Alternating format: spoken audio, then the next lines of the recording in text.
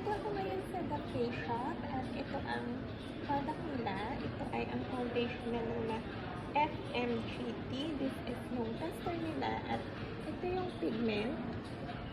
At ayan yung mirror at ito yung style ng packaging or yung product niya, yung case ng product niya.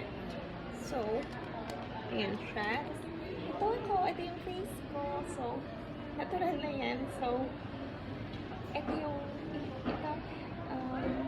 I hope na meron mag-like na ng videos at mapanood na ako para maging masaya din ako at mag-improve din yung buhay ko. So, ito yung product ngayon at tingin pa tayo dito ng ibang products para maging maganda itong vlog. So, ito yung makeup, ito yung foundation at ito ako.